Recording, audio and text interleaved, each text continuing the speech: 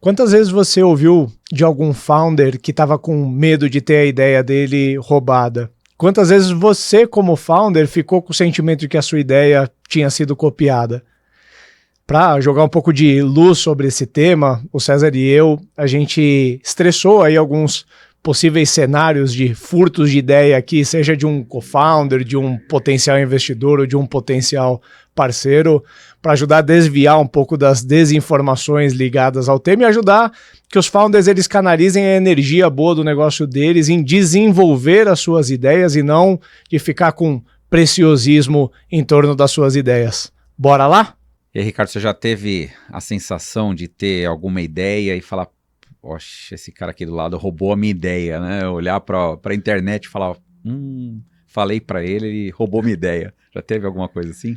Ah, cara, algumas vezes, né? Aí só tem que saber distinguir o que é a nossa cabeça nos dizendo que alguém roubou de fato e o que é, né, uma apropriação de uma ideia sua, né? Eu tive um caso emblemático uma vez na Saiteína, né? Um cliente, né, passou pela jornada comercial minha e recebeu proposta, apresentação, material e etc. E aí, um mês depois, os founders da mesma empresa apareceram com um negócio igualzinho da Saiteína, assim, né? Mesmos serviços, mesma precificação.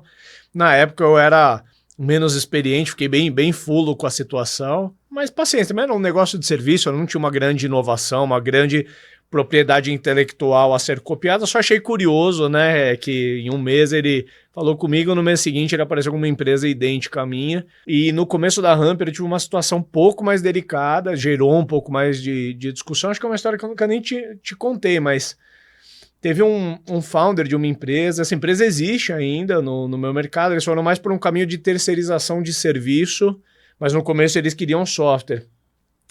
E eu fiquei chateado com o cara. Depois eu conhecia o cara melhor e a gente acabou se entendendo, mas na ocasião eu fiquei bem de cabeça quente, que ele tinha uma outra empresa também e ele contratou o Humper e como founder ele me ligava dia sim, dia não para falar do produto e o que eu tinha de ideia e eu achava que eu estava falando com um cliente. Então, eu, founder, empolgado, conversando com outro founder, eu abria tudo com ele, né? Teve um quê de ingenuidade minha.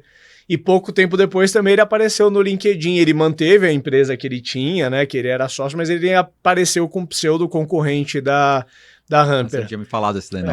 Na época eu fiquei bem fulo, a ponto de, assim, né? Uma história muito breve. A gente fez um meetup no Gamma Academy e eu soube que esse cara ia também. Eu liguei pro Junqueira e pedi pro Junqueira, eu falei, bicho, se esse cara for capaz de dar alguma coisa errada nesse meetup aí, eu recomendo que ele não vá. Então ficou um pouco mais acalorado.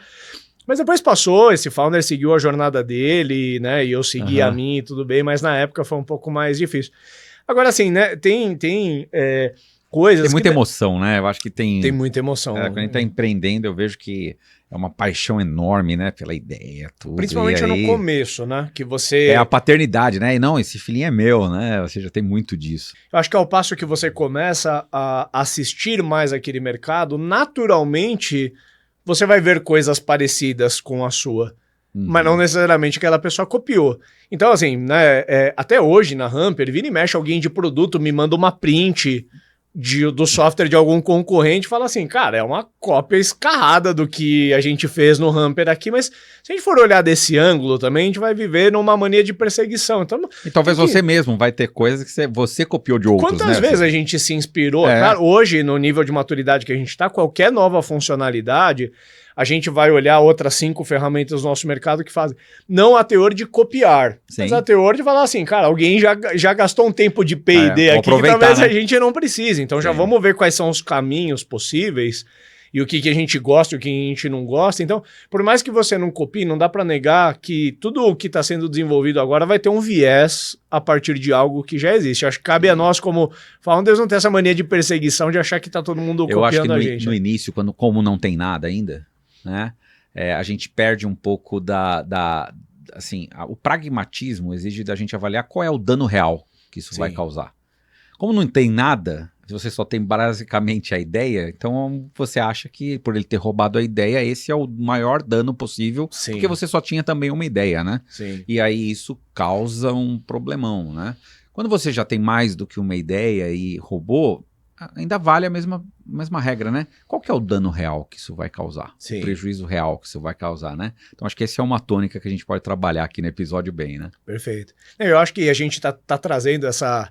É um teor até um pouco diferente do que a gente costuma trabalhar. Talvez tenha um quê de entretenimento aqui que não é tão habitual nos nossos episódios.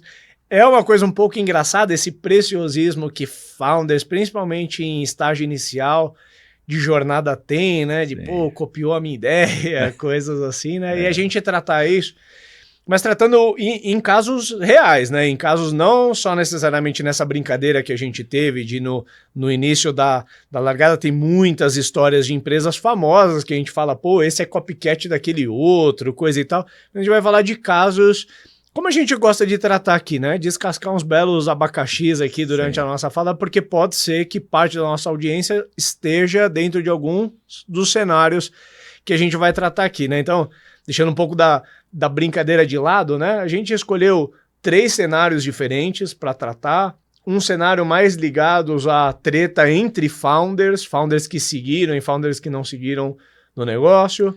Uma treta mais ligada a founders com investidores, história de, pô, o investidor avaliou a empresa, não investiu e apareceu com uma empresa parecida depois.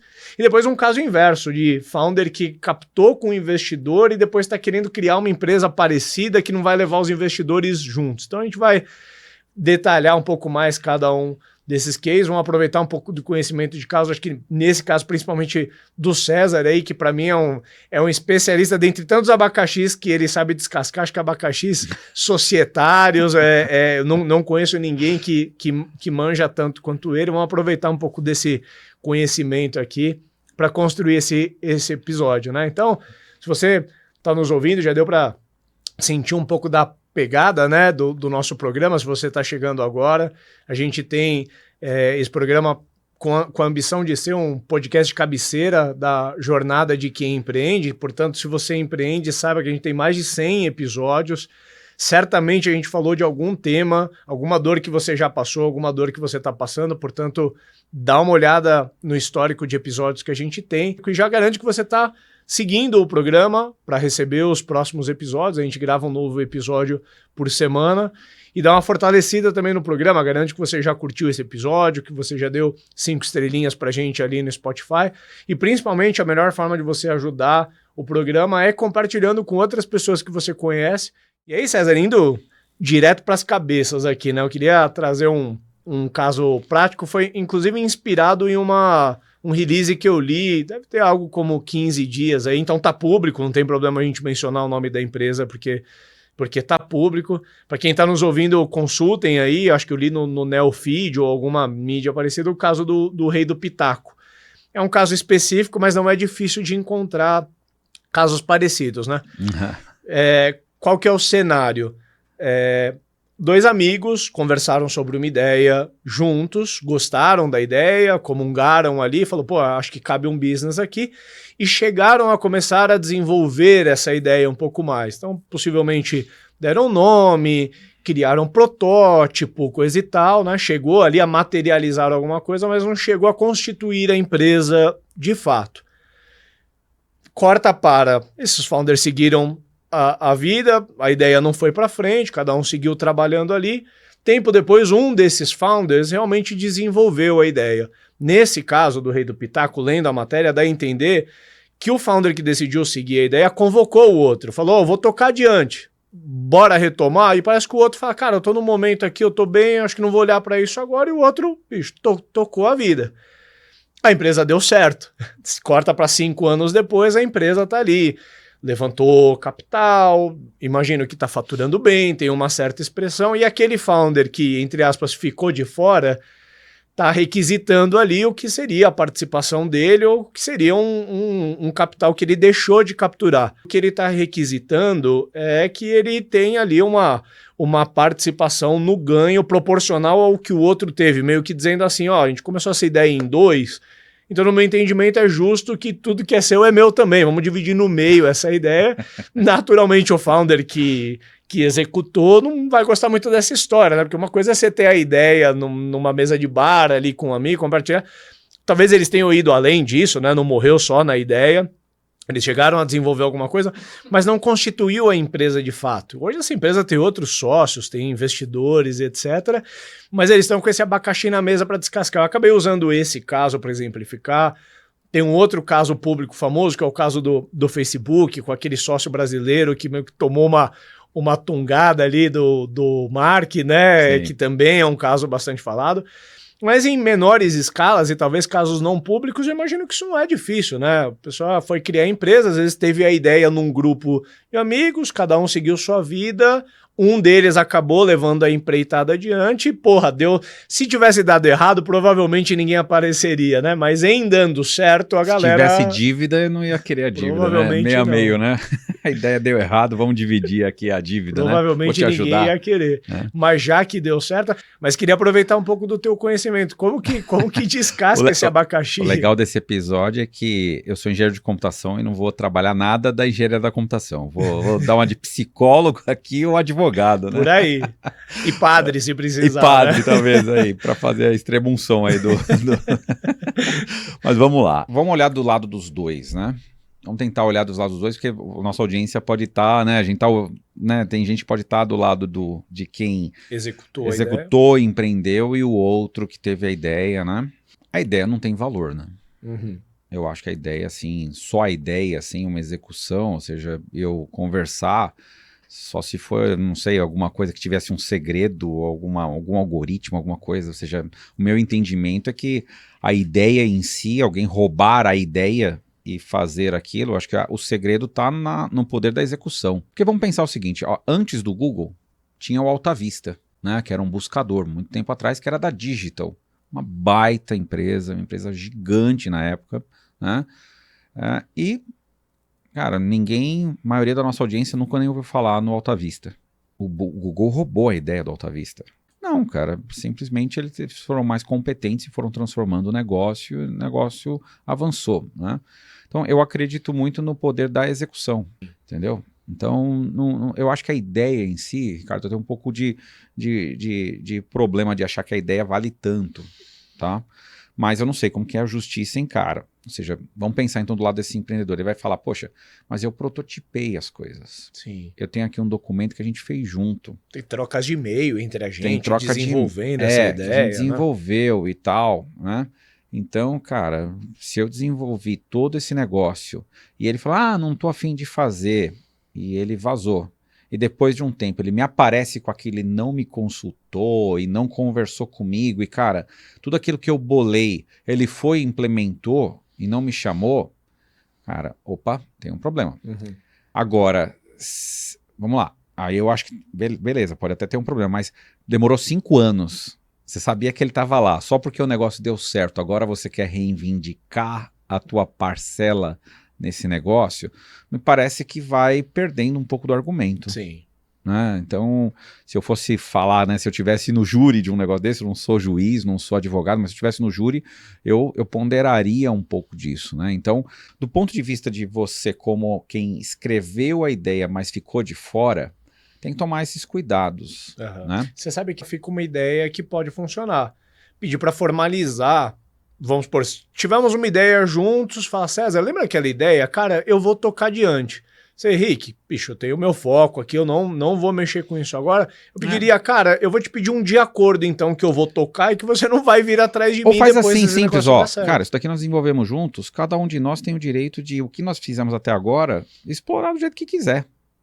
Cada um no seu caminho, né? Cada um no seu caminho. Se você não explorou e eu explorei, cara, vantagem pra mim, mas você já me deu o waiver que eu podia explorar, como eu dei pra você também o waiver de tudo que a gente criou aqui junto, você podia explorar. Perfeito. Entendeu? Talvez seja uma ideia interessante de colocar dessa forma, né? Então, aí o founder que foi executar, talvez ele pudesse chegar e falar, cara, sabe aquele negócio que a gente gerou, tal?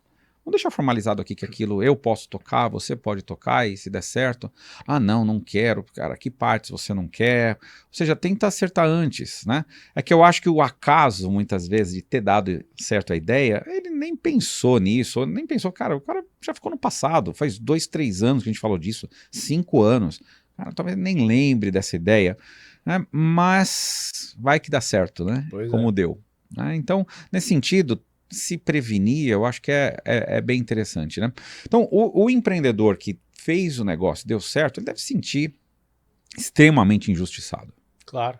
O valor que a ideia tem frente ao valor que a empresa A jornada que ele fez de execução e tudo mais, ele sabe quais foram as pedras que ele teve que tirar do caminho e quanto tudo a ideia mais. mesmo se transformou. Como a ideia ao longo se do transformou. caminho, e outros sócios contribuíram, Sim. né? Então, é natural que nesse ponto ele vai ficar, cara, muito chateado, pé da vida, não vai querer, né, seguir nenhum tipo de conversa, vai se sentir usurpado, né, Sim. por um pedido desse. Sim. Né?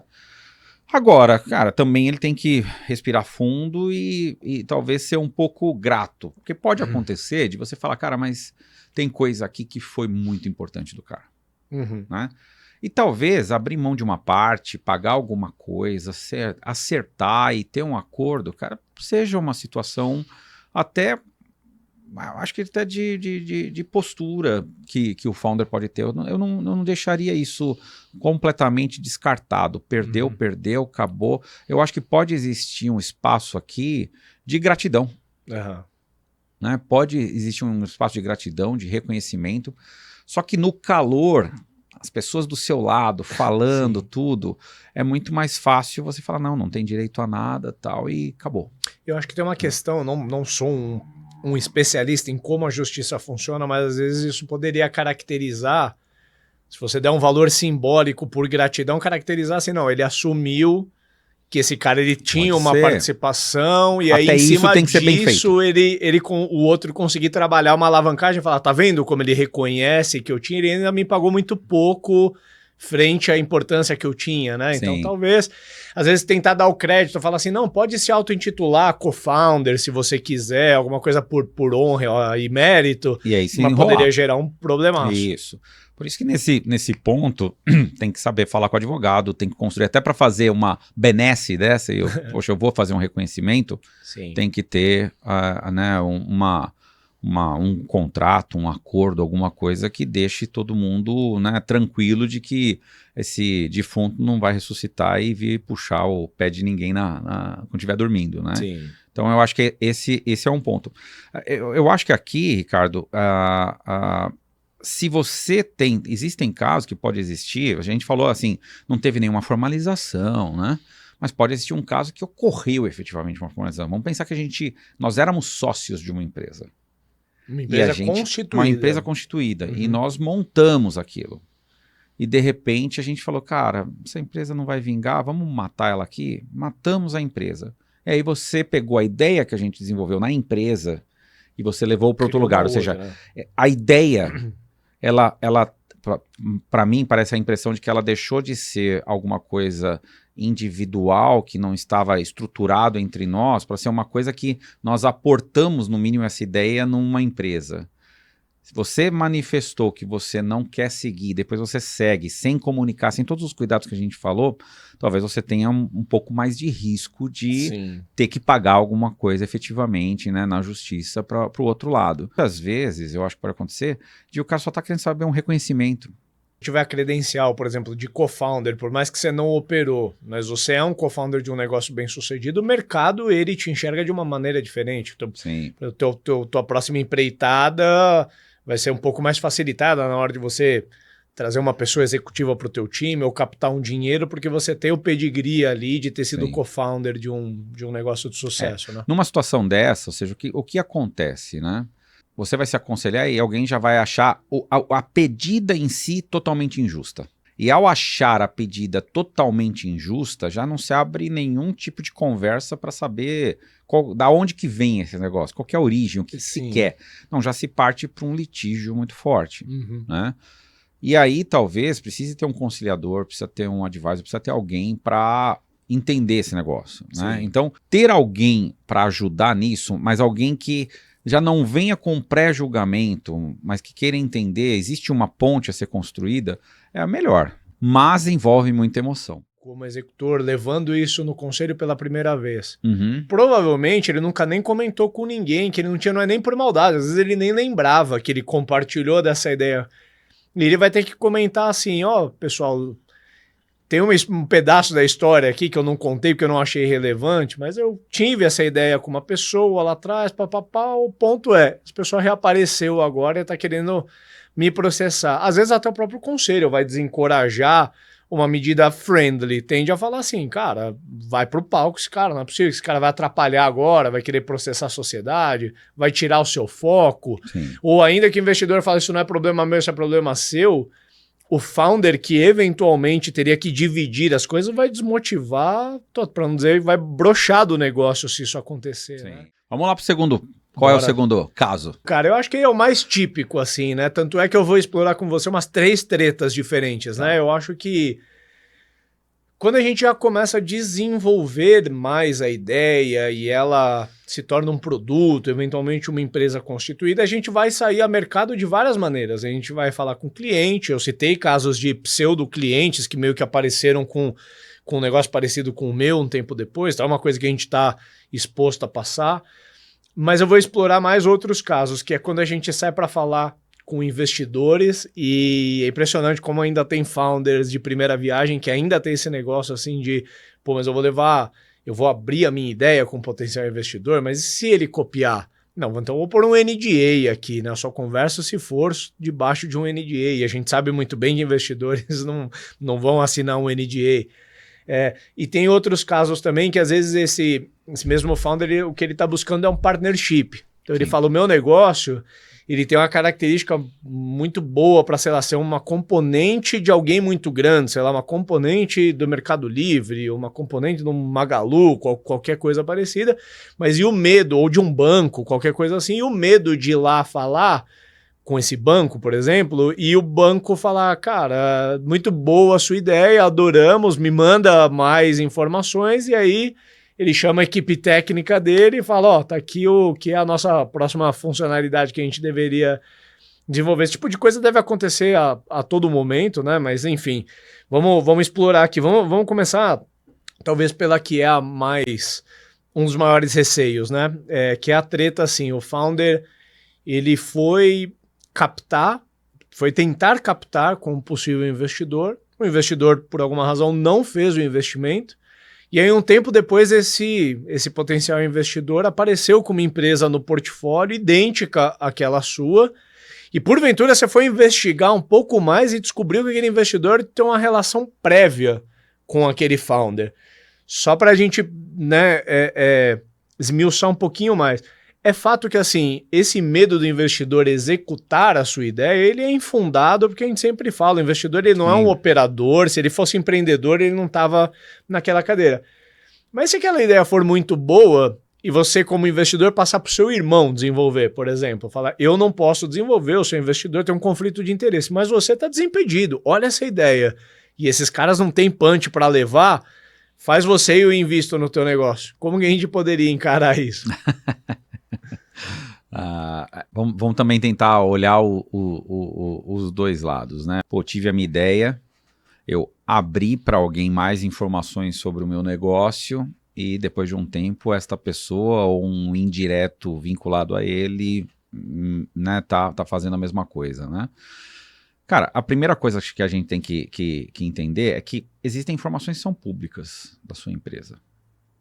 Né? Se você tem, né, você tem site, você tem proposta que você mandou para clientes, vamos pensar que você fala, não, mas esse negócio eu só mando para cliente. Cara, ele pode pegar a proposta que você mandou para um cliente, o cliente encaminhar para ele olhar, ou seja, continua sendo, não, é uma informação confidencial, tal. Cara, não pode ser uma informação confidencial que está ali explicando todas as telas do seu produto, como ele funciona e tudo mais. Já você não precisa entregar a fórmula da Coca-Cola, né? Que está ali dentro, né? O segredo, né? E acho que nós não estamos nem falando disso. Estamos falando de alguém que, cara, ele olhou o seu produto, a sua ideia, o seu protótipo, né? E você está mostrando para um monte de gente que você está querendo captar, né? E alguém olhou aquilo e falou, cara, isso aqui é uma ótima ideia. Eu tenho um cara aqui que eu acho que tem mais condição de fazer esse negócio avançado que esse empreendedor. Sim, e esse empreendedor está num estágio muito incipiente, ainda talvez ele nem leve adiante, que mal tem, né? E aí ele vai pegar, olha, teve uma ideia aqui. O que para mim é incorreto é se ele falar o seguinte, olha, você não teve acesso às informações que eu tive.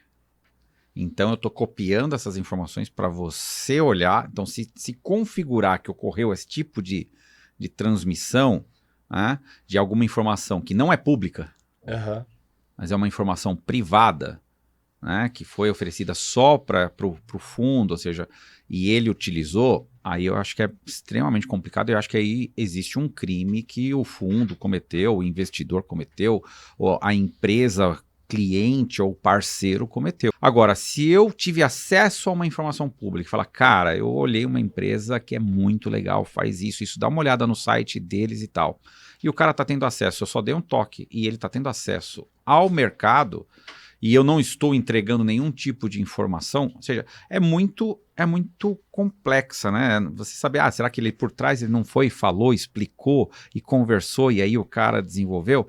Mas eu volto para a questão ter a ideia é uma coisa, colocar ela de pé é completamente diferente. Se o cara do lado ele teve mais competência de colocar um negócio de pé do que você não pode falar que... Eu não acredito que você vai falar, poxa, ele roubou a minha ideia e por isso que ele conseguiu. Não, ele teve outras competências. Mas botaram mais dinheiro. Mas, cara, botar dinheiro não é só a ideia.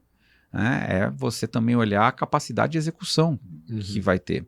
Então, tomar muito cuidado para nesse seu lado fragilizado, você não se vitimizar talvez por um insucesso. Efetivamente ter algum ativo além da ideia que ele roubou. Sim.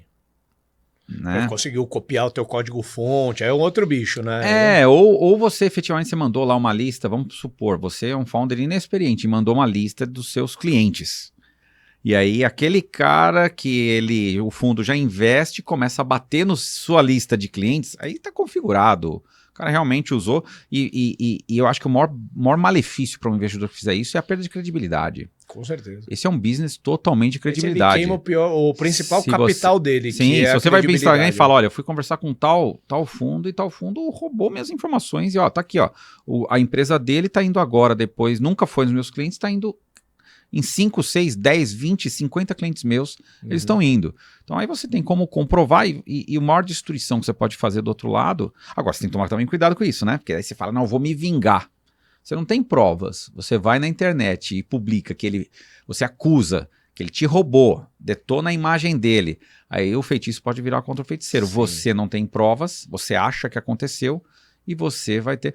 A melhor questão é notificar, talvez, falar, cara, olha, está acontecendo isso, eu passei as informações para você, eu gostaria de saber se você como você lidou com as informações que a gente tocou. Deixa ele se manifestar. E aí você tem que consultar um advogado para saber se você pode executar alguma coisa, ou seja, até questionar a própria concorrente que está indo nos clientes e falar, cara, da onde você obteve a informação da minha carteira de clientes? Sim. Agora, eu atuo no mesmo mercado, né? Pode ser uma baita coincidência. Mas por quê? Vocês atuam no mesmo mercado, vocês competem. Ele pode ir nos seus clientes. E deu bem. E aí você começa. Né? E aí começa na cabeça do founder. E isso tem que tomar cuidado. Muitas vezes a inveja pelo sucesso do outro lado. Ou a dor de cotovelo começa a se gerar cenários para justificar por que eu tive esse negócio. E aí geralmente você tenta jogar para o externo e não olhar para o interno. Sim. O que você poderia ter feito de melhor. Então tem que tomar muito cuidado. Agora, quando você fala de empresas que te chamam para ver o seu negócio, e aquilo poderia acoplar na empresa e, né, fazer uma parceria, e ele pega, então agora eu vou pegar uma empresa, uma galera aqui interna, e a mesma coisa, se você divulgou coisas que estão no seu site, você não colocou nada de informação mais restrita, ou seja, cuidado assim, como é que você vende isso daí? Como é que se desenvolveu? Qual foi? Ou seja, cuidado com as perguntas, ou seja, tem informações, você pode falar, cara, eu acho que essa é uma informação um pouco sensível, eu não gostaria de passar ela agora, entendeu? Talvez a gente evoluindo, a gente possa, né, ir aprofundando em algumas outras informações e tudo mais. Então, essa que você falou agora, acho que para mim configura como uma outra treta, né? Vamos fechar aquela primeira treta que tinha uma ideia inicial, conversei cedo com o investidor gostou, alguém, parente dele, copiou. Pode ser uma coisa infundada, mas em alguns casos pode ser real. Eu tenho um amigo founder próximo, ele jura de pé junto, eu não vou mencionar nem o nome dele, nem o nome do fundo. A empresa dele existe, é uma empresa bem sucedida, mas o concorrente dele também existe, também é bem sucedido. Ele jura de pé junto que o concorrente dele nasceu a partir de conversas que ele teve com aquele fundo. O concorrente não existia. Pouco tempo depois, aquele concorrente já apareceu recebendo um investimento daquele fundo e era uma empresa idêntica dele, né? Então, a gente não sabe o quanto que é, mas eu confio um pouco na palavra dele, né? E né, pela dor que ele tem até hoje, isso é uma história antiga já, acredito muito que pode ser verdade. E talvez 95% das empresas, ou quiçá 100% das empresas que fizeram a captação com o fundo podem achar isso, né? Porque, poxa, falei com ele, ele investiu no meu concorrente, mas isso faz parte do fundo, né? Ele tem que conversar com todo mundo para escolher qual é a empresa que ele vai apostar, que ele acha que tem a maior capacidade de executar de acordo com os conceitos e as ideias dele, né? Sim. Tá. Existe um cenário um pouco mais comum quando você já está em um estágio um pouco mais avançado, que é quem vai fazer o teu seed, quem vai fazer o teu série A, muitas vezes, antes de fazer o investimento na sua empresa, vai conversar com o seu mercado para saber se está apostando no cavalo e no cavaleiro certo. Acho que é do game. Até trazendo um caso meu da Hamper, eu passei por isso. Um fundo de investimento do nosso mercado fez um investimento em um concorrente meu e ele teve conversas avançadas comigo. A gente chegou a abrir um data room e trocar documentos sensíveis da empresa. Claro que eu anonimizei muita coisa, mas estatísticas da empresa, Unit Economics, tinham todos, crescimento, churn, alavancas de crescimento. A gente precisou discutir porque o aporte realmente era potencial. Tanto é que o fundo fez, mas ele acabou fazendo a escolha dele. O que pode acontecer nesse caso? O founder, ele se arrepiar, né, e falar assim, poxa, mas eu confiei nesse fundo, eu abri todas as minhas informações para ele, ele foi e investiu no meu concorrente. E agora ele vai, além de eu me sentir traído, eu tô me sentindo exposto, porque ele teve durante um tempo o meu data room, nada impede que ele tenha copiado isso para um arquivo dele, e agora o meu concorrente está em posse dos meus documentos. Como descascar esse abacaxi? Quer dizer, a preocupação do founder tem fundamento, não tem? Minha opinião, acho que isso é do jogo, e quando a gente escolhe conversar com fundos e abrir as nossas informações, seria muita ingenuidade a gente achar que ele casou com a gente e não poderia fazer com outro, mas queria ouvir tua opinião. Tá, quando você está, por exemplo, em Venture Capital, né, que o fundo está selecionando uma empresa do mercado que você atua e tentando selecionar, né? Veja, nesse sentido, você tem... Cara, você está no jogo de... Você tem que passar a informação para ele tomar a decisão dele. Não tem jeito, né? E aí você tem que acreditar um pouco na questão da seriedade dos próprios fundos que você está conversando. Então, o histórico que ele teve com outras empresas, se já teve algum tipo de acusação disso, ou seja... Eu acho que faz parte do business deles, e se eles falharem nisso, Ricardo, é como se eles estivessem dando um baita tiro no pé. Porque eles vão perder toda a credibilidade no mercado, né? Por isso que os fundos, quando eles justificam de não assinar um NDA, né, eles justificam assim, fala, cara, eu converso com todo mundo do seu mercado. Se eu tiver que assinar um NDA, eu não vou conversar com mais ninguém. Então, eu não quero assinar um NDA. Então, faz o seguinte, só me passa informação que você acha que não é sensível. E aí eu vou tentar, com as informações que você me passar, avaliar se eu tenho condição de aprofundar ou não. Mas é muito difícil chegar num term sheet, por exemplo, sem ter tido uma avaliação de alguns documentos sensíveis. Mas aí a gente tem que avaliar o seguinte, qual que é o dano potencial de eu passar, por exemplo, qual que é o meu churn? Entendeu? Em conversas preliminares você já é forçado a falar. Então tem coisas, ou seja, que a gente de repente justifica. É diferente de eu passar, por exemplo, a lista dos meus clientes. Sim. É diferente dele falar assim para mim, poxa, me passa a lista dos seus clientes e todo case eu falo que o meu maior cliente é fulano, né? Empresa X. E aí eu passo para ele a lista e ele vai ver, mas ele já sabe que é a empresa X, ele agora só sabe quanto que eu faturo nela. Então qual é o dano dele saber quanto eu faturo na empresa X, porque ele sabe que o maior cliente meu é o X, e lá tá lá como cliente A, o que mais fatura numa lista anonimizada que você passou de clientes para ele. E ele falar para o outro do lado, falar, nossa, você tem que ir no cliente A, porque o cliente A Hamper fatura tanto, né? Entre ele vender essa informação, porque ele poderia pegar, por exemplo, ele poderia falar com alguém da empresa e falar, cara, quanto é que vocês gastam com a Hamper? E talvez numa conversa assim o cara falaria. Sim. Então, ou seja, você tem que pensar qual é o dano real que você que pode te causar se você passar essa informação. né? E muitas vezes a gente perde essa perspectiva do dano real e aí a gente fica na questão da vitimização ou ocorrer uma sacanagem aqui. Sim. Se eu tiver que distribuir uma informação que cause um dano muito grande, cara, eu não falo. Sim. Ponto.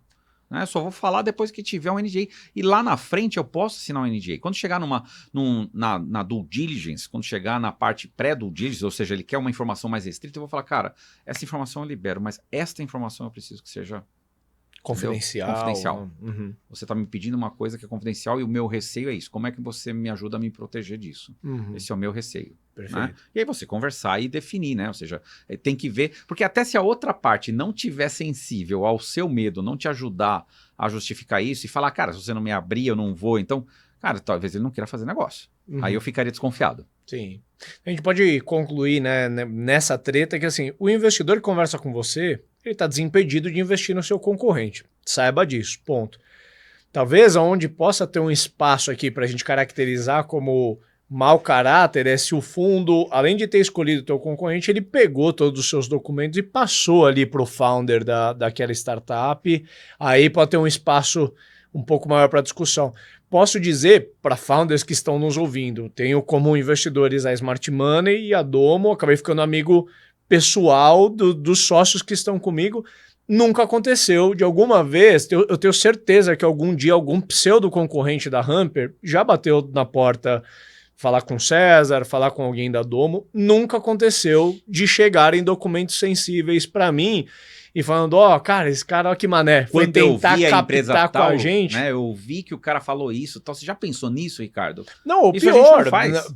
Ou pior, tipo assim, me passar, ó aqui ó, a planilha que tem o churn e o faturamento do teu concorrente. Cara, nunca aconteceu. Então, pode acontecer, eu tô depondo a favor de 2 fundos, que não, né, uma amostragem muito pequena do mercado. Mas isso me deixa relativamente confortável de que não é uma prática, porque eu faço coro com o que você falou. Sim. O fundo ele estaria apostando o que ele tem de maior valor, que é a credibilidade dele. Se ele fizer isso, ele vai conseguir fazer isso uma vez, né? Não vai ter próxima, porque os founders eles se falam e... Mas eu tô com uma conversa com um parceiro, um cliente, alguém que tem o potencial de construir a mesma coisa que eu construí, e eu entro na expectativa de ter uma parceria e eu não sei se a expectativa dele é simplesmente só obter mais informação para melhorar aquele negócio, cara, eu preciso me precaver. Essa é a terceira treta que eu queria explorar. Essa é super comum, né? Sim. Muitas vezes a tua startup, ela tem uma característica que ela é quase que uma componente de um incumbente. Uhum. Então, assim, quantas fintechs que a gente olha por aí, vê por aí, e não diz assim, isso tá muito mais para ser um serviço complementar do que um Itaú já faz, do que uma empresa que para em pé fazendo só isso, né? Tem muitos casos assim. Imagina que essa fintech está sendo desenvolvida e realmente ela fala assim, pô, eu ia crescer muito mais rápido se eu plugasse em um grande banco. Não vou nem ficar mencionando nomes para não associar. Um grande banco, vou conversar com esses bancos e aí a gente fica com aquele dilema na cabeça assim, poxa, se isso fosse realmente muito bom, o banco provavelmente já teria feito. Essa é uma primeira premissa. Nós vamos dizer que estava num ponto cego ali, o banco não viu, sentou com os founders daquela empresa, chegaram até a fazer um escopo técnico ali, equipes técnicas se conversaram e tudo mais, e depois o banco falou para a startup, ó, a gente conversou aqui, eu vou fazer internamente. Essa ideia não vai seguir esse ano, ou às vezes dá até uma pedalada maior. Decidiu que não vai seguir aqui as conversas com vocês, esse ano a gente não vai olhar para isso, e aparece depois com esse troço desenvolvido. Quantas vezes isso já não deve ter acontecido? Pô, tem série documentada, né? Se eu não me engano, tá no Netflix, a história do Google Earth. Nasce de uma startup alemã que apresentou a ideia, coisa e tal, né? Tá um pouco romantizado ali na série, mas é um dos exemplos. Há quem diga que as Big Techs ali adoram coisas desse tipo, né? Conversam com as startups e vê. Pô, é muito mais barato a gente pôr os nossos engenheiros para desenvolver do que comprar aquela empresa, vai lá e faz. Mas voltando pro nosso caso, a treta é essa. O founder, ele conversou com uma empresa muito grande, não seguiu com ele, tempo depois apareceu com exatamente a mesma coisa desenvolvida dentro de casa. Tem algum fundamento tentar acionar aquela empresa, algum direito desse founder? Depende do tipo de informação que você passou.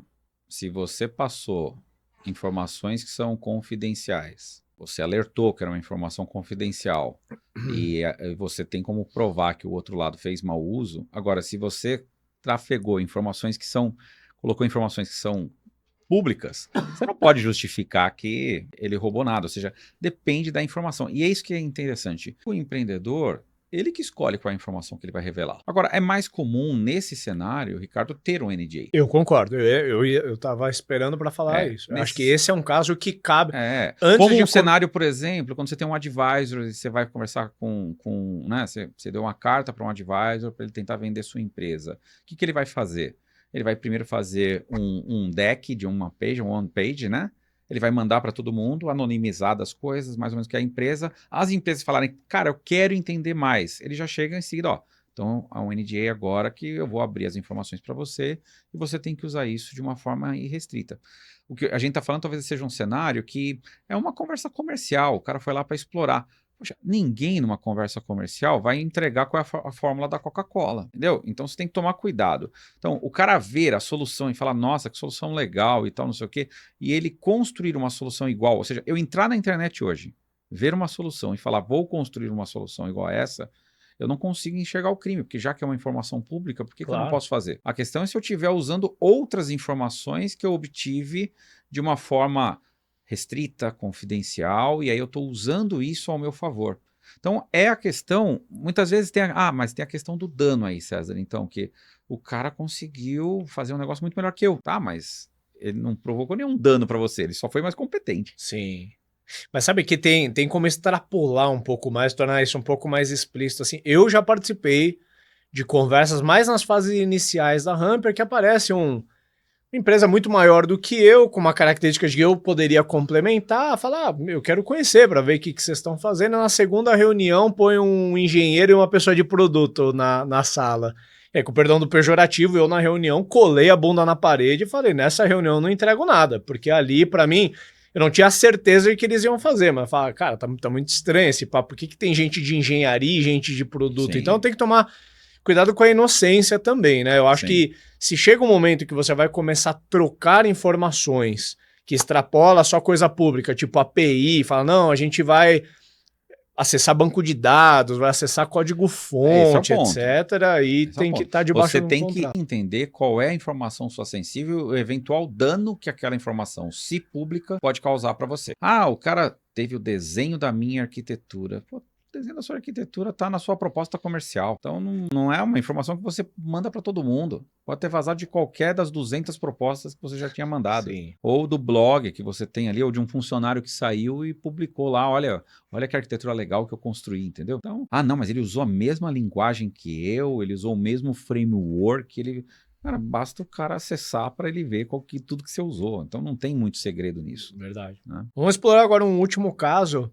Esse talvez seja um dos mais difíceis aí de resolver, não é difícil de encontrar nessa situação, que é um caso um pouco inverso, né? Vamos dizer assim, os investidores, eles aportaram em uma empresa, estamos ali rodando, beleza, passaram alguns anos, aquela empresa, por alguma razão, começou a gerar um dissabor no sócio, ou o sócio está cansado da sociedade, ou ele está cansado do business, do que ele faz.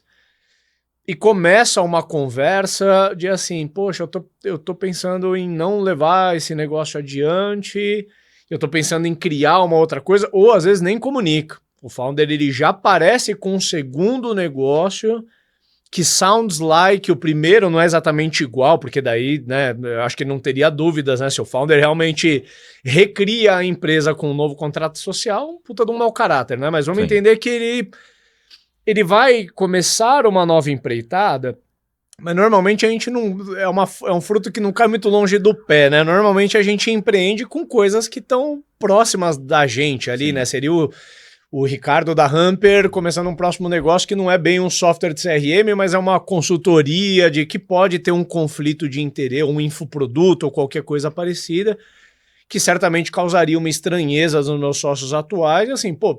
Se você vai fazer essa empreitada, por que não por dentro da Hamper, onde todos nós compartilhamos dos ganhos e perdas que esse negócio vai trazer? Por que você vai começar uma nova empreitada que não leva os sócios para lá? Então, um pouco do caráter desse cenário que eu quero dar é isso. Vamos lá, o founder, ele apareceu com outro negócio, que numa primeira análise você fala assim, não é uma cópia do anterior, mas ele tem um conflito de interesse, ou porque ele vai dispersar a atenção, ou seja, ele já não está mais dedicado na jornada da startup que eu investi, e isso per se já me dá vontade de acionar esse founder, mas tem também, às vezes, um conflito de interesse que fala, cara, aquela startup ela está meio que no mesmo mercado, ou ela pode se apropriar de uma mesma tecnologia e a gente não vai estar naquele contrato social. Mais ou menos essa treta, como que a gente desdobra, como se desenrola. Não, e vamos pensar no seguinte, né? Eu sou um empreendedor e quero então fazer um novo negócio. Mas eu posso ter investidores que já têm um negócio daquilo. E aí você vai querer tirar o seu investidor porque, cara, eu não vou falar mais nada para ele sobre o novo negócio, porque senão ele vai roubar a minha ideia. Vai levar para o outro. Você também pode ter a mesma coisa, ou seja, a decisão do founder de ir para um outro negócio, de fazer um outro negócio e ter esse outro, ele vai querer excluir, porque esse cara pode competir comigo. Ou pode ser também o seguinte, poxa, esse cara tem os outros investidores aqui, eles vão querer roubar a minha ideia, a nova ideia, para abrir um outro negócio com alguém. Então, ou seja, é uma decisão muito complexa quando você muda, né? Porque o founder não gostaria de ter um investidor que ele depois sabe que ele também investe num outro concorrente, né? Imagina um concorrente, você não mudou de ideia, você está naquilo. E de repente você descobre que tem um outro investidor ali que investe numa outra empresa igual você, uma outra startup, e todo mês você manda um relatório para ele, e talvez todo mês ele está pegando aquele relatório e mandando para o outro lado. Pode ter essa desconfiança. Então, assim, existem contratos para definir essas coisas. Eu acho que aqui esse caso é um caso que você tem que... Os contratos precisam ser bem feitos. Quando o contrato não é bem feito, é um caos aqui essa situação. E acho que esse é um caso... Todos os outros casos a gente falou muito do founder sensibilizado de um investidor ou uma grande empresa ou um co-founder roubar a ideia. Mas aqui a gente tá falando... É o contrário. É o contrário. É o founder, por algum dissabor, ele quer começar uma nova empreitada, mas ele estaria deixando os sócios dele para trás. E é esses sócios, nesse caso, que estão sendo fragilizados. Sim, né? Sim.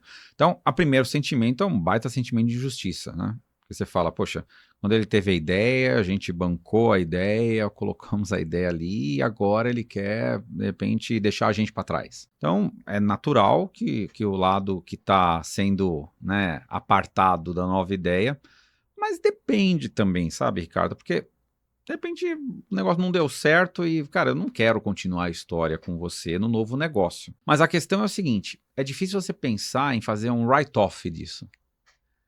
Porque a empresa não quebrou, eventualmente. A empresa não quebrou. O que está acontecendo é o seguinte, o founder está mudando de ideia, está despejando esforço dele, que era o compromisso que ele tem comigo, de um lado para o outro, e não quer me levar para o outro lado.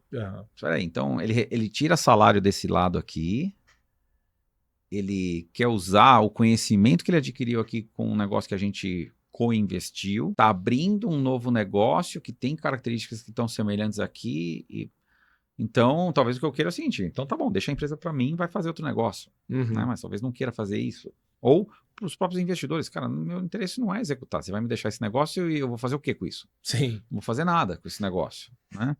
Então é muito complexo, tá, aqui essa situação, acho que é muito complexo, eu acho que vai assim, vai dar, se o founder quiser decidir que, dane-se os caras, ele vai tomar um processo, muito provavelmente. E aí vai ter uma série de narrativas, né? Daí vai falar, poxa, ele é, olha, investidor, e talvez o investidor nem queira processar, porque fala, cara, é uma perda de... Imagina aí o seu fundo que está processando o founder que resolveu, e talvez o fundo, para ele, é melhor perder o dinheiro do que perder a credibilidade. E vai dar write-off, vai com Deus, mas esse cara vai entrar quase como uma blacklist, né? Falar, cara, nunca mais eu vou investir num cara que tem esse tipo de cabeça, né? Então, o empreendedor também, cara, tem que entender que o mundo dá muita volta. Ou seja, as pessoas mudam de posição, né? Depois, lá na frente, ele vai querer pegar um investidor para cá e ele não vai conseguir, porque o histórico que carrega com ele, quando ele for contar, eu tive a empresa tal, fundei, depois não sei o quê, o que aconteceu com a outra empresa? O fulano era seu investidor? Vou conversar com ele. Vou conversar com ele. E você está destruindo a sua reputação. Com certeza. Então, o cuidado que você precisa ter, ou seja, você vê que by design o negócio é feito para que as partes não ferrem uma outra, porque senão o mercado vai te expurgar isso daqui. Então, a gente tem que chegar num acordo.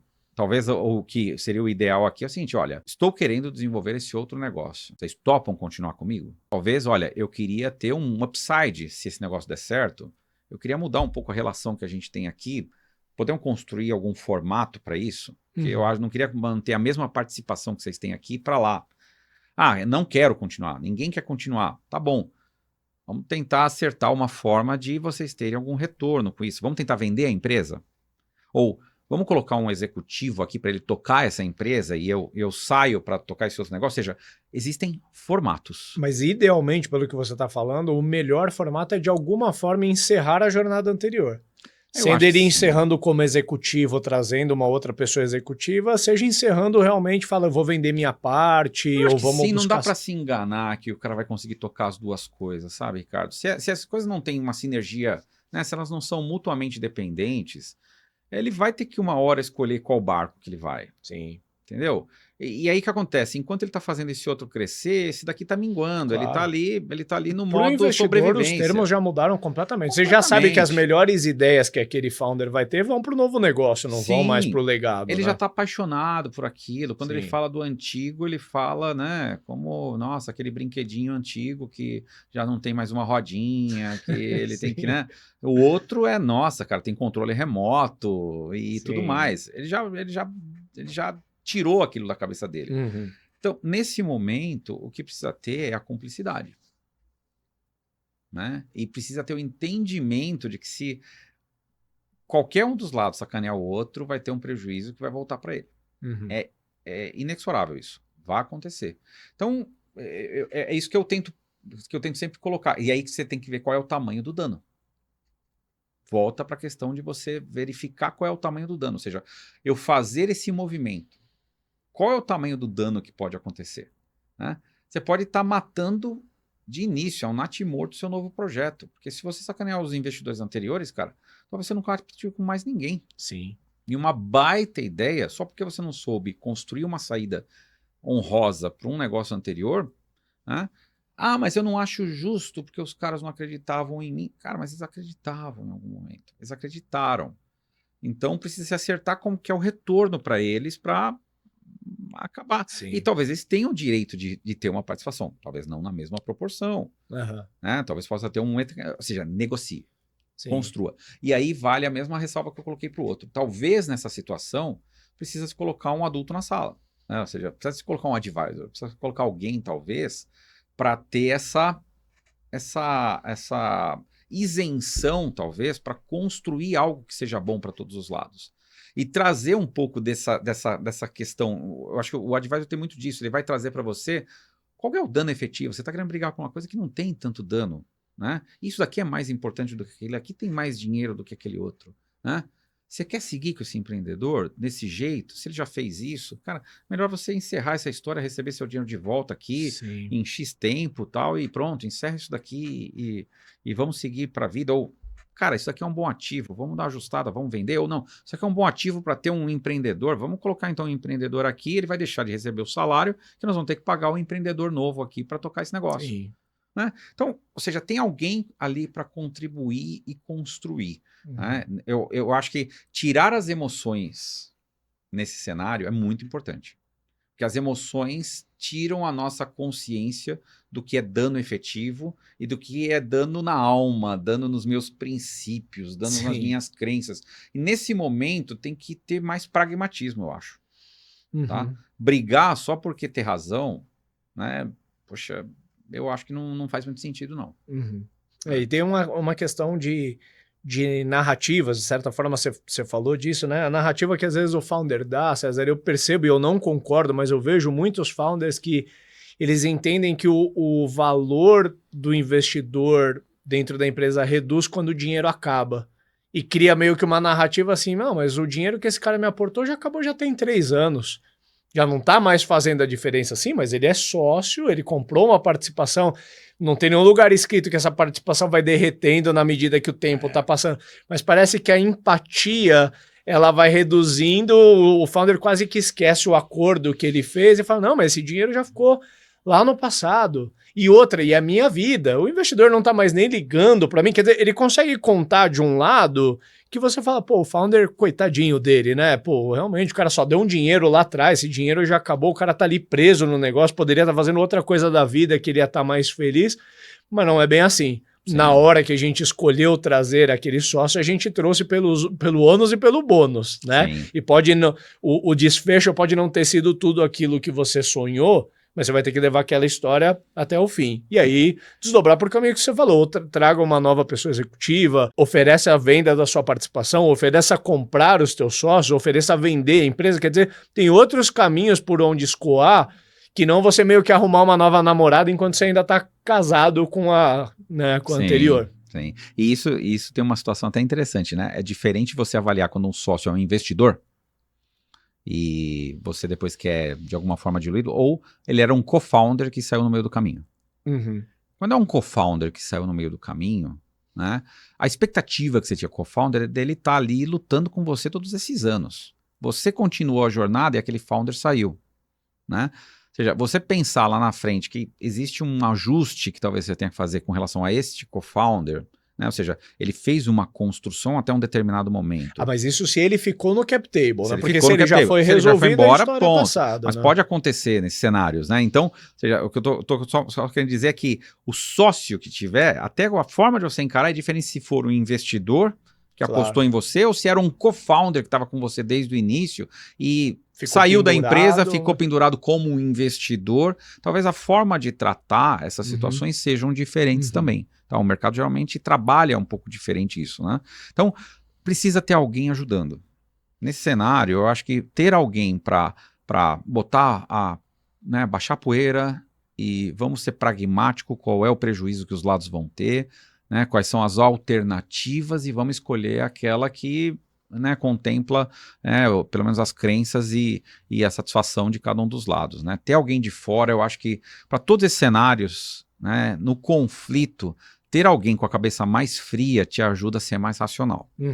Muito bom. Antes de ir para os Ups and Downs, eu vou contar uma historinha muito breve que eu já contei em outros episódios. Reza a lenda que a história do Slack nasceu de uma história parecida com isso, né? Parece que os mesmos empreendedores estavam tocando a Flickr, que chegou até uma expressão numa era quase que pré-redes sociais, era meio que um fotolog ali, um organizador de álbuns, enfim. E eles captaram uma bela grana com fundos relevantes e em um determinado ponto, ainda com muito dinheiro no caixa, eles falaram assim, essa ideia não vai ser aquilo, a gente não vai entregar o retorno com essa ideia que a gente prometeu. E eles já estavam apaixonados porque eles tinham desenvolvido um comunicador para funcionar. Não lembro se eles usavam com o time ou era um comunicador dentro da rede social. E eles viram mais valor na feature dentro da Big Picture do que na empresa. E eles propuseram para os investidores e conseguiram fizeram meio que um depara, não sei se exatamente nas mesmas cotas, né? Isso não está público, mas eles levaram o capital e os investidores para o novo negócio, esse que surge o Slack, ou seja, parece uma decisão acertada, né? Sim, sim. E provavelmente foi essa clareza de chamar todo mundo na mesa e, né, devem ter feito um trabalho bem feito. Talvez tenha tido alguém, né, que ajudou nisso. Sim.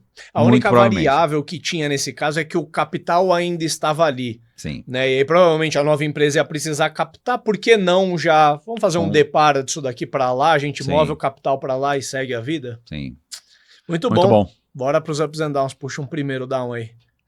Eu vou voltar, eu falei durante o episódio inteiro, focar mais no ato em si do que no prejuízo calculado que pode acontecer, né? Então, aconteceu o ato e eu falei, cara, foi sacanagem, falta de ética, o cara não teve consideração nenhuma, tal, não sei o quê. Cara, tudo isso, se não tiver nenhum dano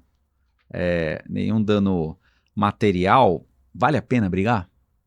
Né? Então, tem muita gente que briga por conta desses aspectos, entendeu? Porque foi antiético no ponto de vista dele.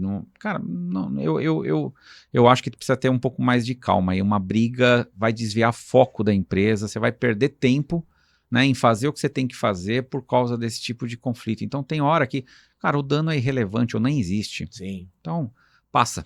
Pô, pra mim o down vai para aquele founder bem em início de jornada ali, que ele tem uma preciosidade enorme com a ideia dele, que ele morre de medo de contar para qualquer pessoa que seja para conversar com um potencial investidor. Nem para cliente ele conta. Nem para cliente ele conta. Você acaba impedindo ele até de faturar por conta de receio de alguém copiar, né? A gente fala muito, não é uma frase exclusiva nossa, né? Mas ideia sem execução não tem valor nenhum, portanto não tenha preciosismo, essa ideia só tem valor dentro da sua cabeça, né? Então, procure desenvolvê-la, não gaste a energia boa preocupado em ver, porque você vai ver, é certo, assim, uma ideia muito boa, normalmente ela ocorre num alinhamento de astros de mercado. Provavelmente aquela ideia não abençoou só a sua cabeça, aquela ideia abençoou, mas várias outras cabeças. Portanto, quando você começar a desenvolver, vão aparecer outras empresas parecidas. Não fique com mania de perseguição, achando que é um monte de gente copiando a sua ideia, porque você vai acabar gastando energia boa que você desenvolveria no seu negócio, gastar essa energia aí, tentando lidar com essa mania de perseguição aí. Sim. E founder nenhum deveria ter como objetivo ganhar dinheiro processando os outros, deveria ganhar dinheiro desenvolvendo a sua ideia através da execução. Sim. Eu vou puxar um up aqui, eu já vivenciei algumas das situações, né, que a gente colocou aqui, né? E eu acho que uma coisa que eu admiro é quando eu percebo que rapidamente o founder estabelece que aquilo é um problema. Mas eu tenho outro foco, eu tenho que fazer essa empresa continuar evoluindo, né? Ou seja, minha empresa está aqui ainda, né? E eu agora estou com esse problema que eu preciso resolver, seja com os meus sócios, seja com um cara externo. Então surgiu esse problema. Cara, eu delego isso para alguém, contrato alguém, isso fica na responsabilidade de alguém e eu vou continuar meu negócio. Quando o founder se sente pessoalmente ofendido e ele quer tocar esse negócio, cara, ele vai colocar os pés pelas mãos. Então, o founder que consegue ter a frieza de estabelecer isso e falar, cara, estou entregando isso na mão de alguém e um advisor, um advogado, seja lá quem for, vai tocar esse negócio e fazer esse negócio avançar, porque eu tenho um outro foco mais valioso aqui, que é a minha própria empresa continuar crescendo, eu acho que é um ponto super positivo, tá, Ricardo? Bom demais.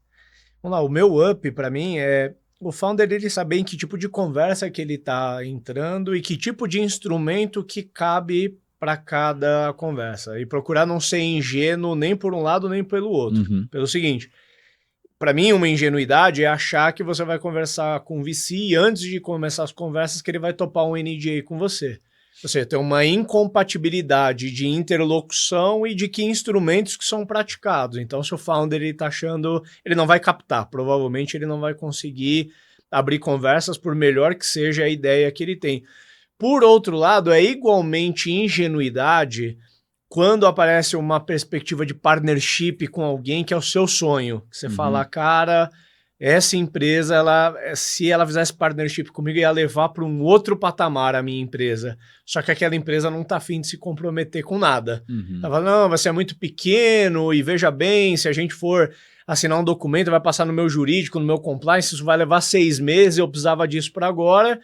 E você, pela ingenuidade, às vezes pelo montante que está envolvido ali, topa aí, né, sem nenhum embasamento ali que te proteja na confiança e você pode tomar uma rasteira mais na frente. Portanto, eu acho que ter o conhecimento dos instrumentos praticados em diferentes circunstâncias é um up que os founders eles têm que conhecer, afinal eles estão lidando com o principal ativo da vida deles em grande parte, né? É isso aí. Muito bom. Valeu. Valeu demais, cara. Valeu. Até o próximo.